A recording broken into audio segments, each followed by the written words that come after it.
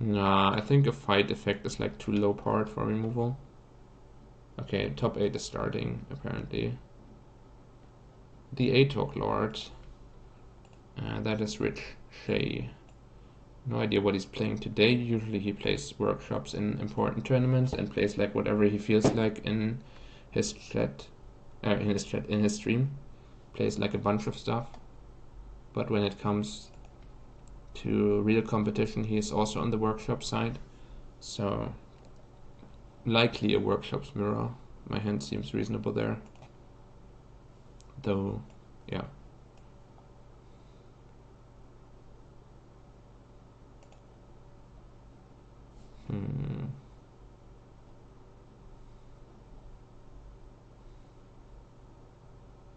So likely still just hanger back instead of one of the more expensive creatures because I can start growing it manually rather than trying to pay a lot of mana for its X and then run out Chalice on 0 to make my opponent's opening a lot slower because I'm not reliant on Moxen at the moment. And then go like turn 2 Chief of the Foundry. Maybe just Chief of the Foundry because that makes me less vulnerable to Wasteland from my opponent. And also, yeah, probably it's better because it also makes my opponent's Walking Ballista a lot worse if these are both 2 toughness creatures.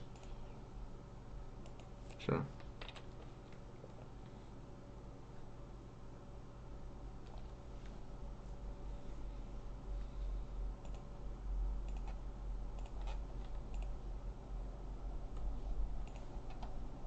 Okay, not workshops. Well then, Chalice on 0 could still be okay, but I like Chalice on 1 against blue decks as well, so that could have been suboptimal depending on what they actually play, though I assume the next best deck in the format for them to be playing is like Paradoxical Outcome, so then Chalice on 0 is still incredibly good against that matchup. Because they are very mana heavy with a lot of Moxen, some Mox Opal even. Restart the stream. Yeah, I guess so. I think I'll restart it after this match or something. Because restarting it during the match seems not so great, but yeah. On my side, everything should be working. Guess I can close out Arena actually, maybe that helps, but like OBS is telling me everything is fine. There's no frame drops, Twitch isn't complaining, so I will still exit this, but okay, so they force willed my Foundry Inspector, which is unfortunate. Don't have a great follow-up sequence. But yeah, like on my side it's not lagging for me, and also if my program says there's no lag, then I'm not really certain like how I would address it. But I guess it doesn't really cost me much to just close Arena and see if it helps in any way. And yeah, also restarting the stream is probably a good idea once I am between matches. I should have probably done it before the top 8.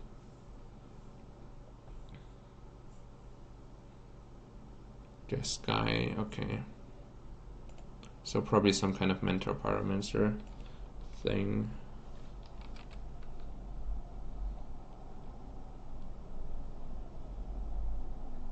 Don't deck fade in my Chief of the Foundry, please. Oh, Mentor is also not great for me. That's the other restricted card that really screws me over. I mean, not other. It's just a restricted card that really screws me over.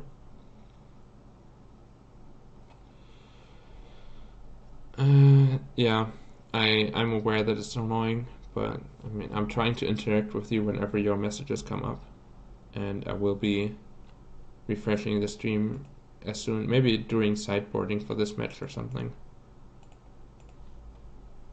Get rid of their white source so they can't like Swords to Plowshares my creature with the Mentor on the board.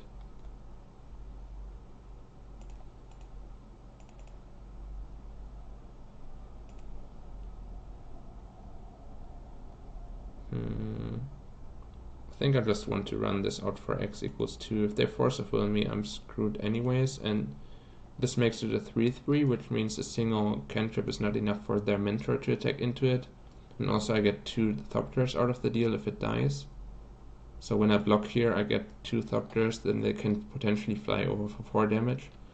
So that seems slightly more useful than having a Revoker on the board, which just gets outclassed by the Monk tokens really easily. Yeah, that's unfortunate. And like that, it felt like they couldn't have Deck Faden in their hand if they had the ability to cast Deck Faden, stealing my only creature on the board, and they decided against it. That indicates that there's no deck. Okay, so they're pretty low on life. If I find Ballista and like fly over for 4 damage, put them to 6, then fly over for 4 damage again and Ballista down their face. It's actually pretty scary for my opponent still, but they do have a lot of mana to work with. And they're getting an insane amount of monks. The one good news is that Time Warp is already out, so that does open up Snapcaster Time Warp, but it means they are less likely to kill me in a single turn. Yeah, well, this is a lot of monks though. A lot of monks. So I will have to rely on my Thopter tokens getting me there.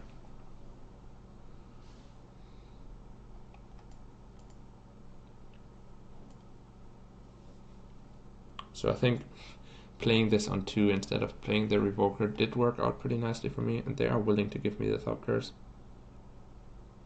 This seems like a mistake. I think they should just hold this back and let me sit here with a useless hanger back, and then threaten to kill me with all the monks at the same time in the next turn. Seems slightly better, but I'm not certain. It depends a little bit on their hand.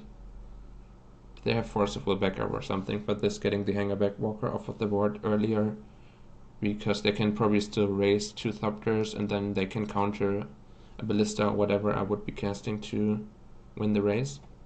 Then it's fine, but if they have no protection for this, it seems pretty sketchy to give me my Thopters right away, because I get an additional draw step in, an additional attack step in. That's more what I'm trying to say.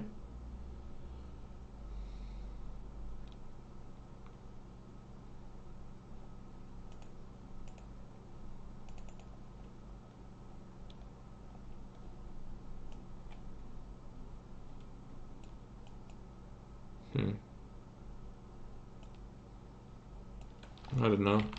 Probably still just name Deck Faden though. No, how would they even get there? I guess some kind of Soul Ring combination. Sure. Because like all the Moxen just run into Chalice on 0. So they can't really Deck Faden all that well. Well, I guess it's still safer to name that. So now the Soul Ring is actually super interesting, because it does a good job of helping me activate Mishra's Factory as a blocker. But the big downside is that it runs into a Mental Misstep, and that's a card that is incredibly useless for my opponent in the matchup. And then if I let them Mental Misstep my Soul Ring, they get an extra monk out of the deal.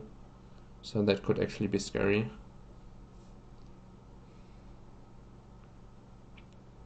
Block, block, block. Take 2 damage.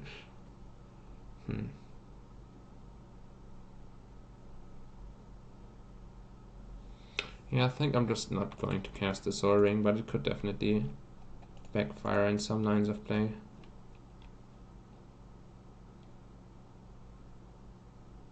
Like, I'm already taking damage from my Mishra's Factory activation then. But yeah, I'm not giving them the extra monk, basically. That's the... Well, I guess... No, that was bad. I should have cast the Soul Ring. Because the...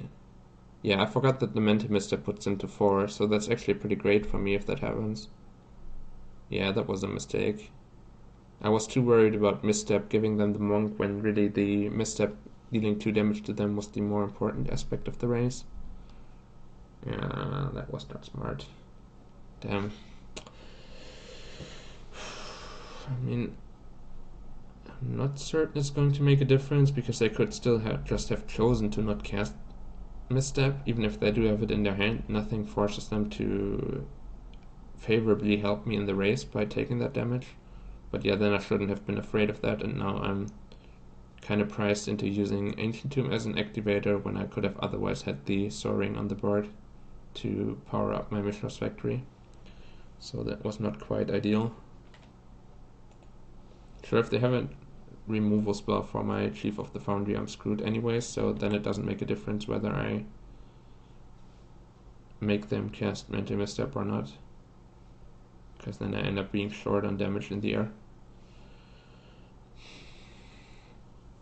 This is still super scary. Well, I shouldn't be F6ing, I need my Mishra's Factory. Maybe.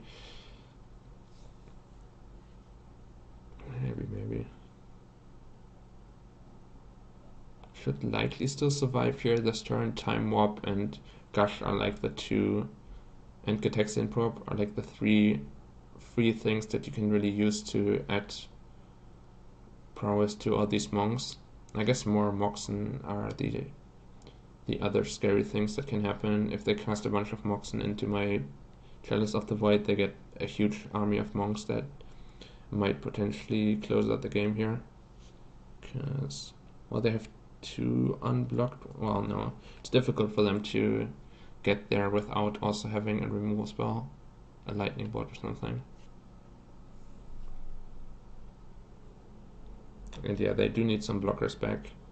But then if they leave all the blockers back, then maybe I can just fly over and then fly over again.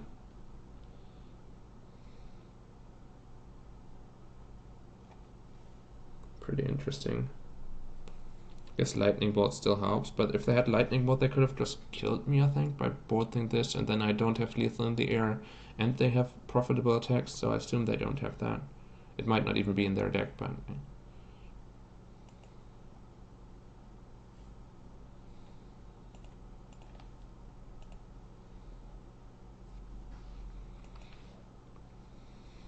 Okay.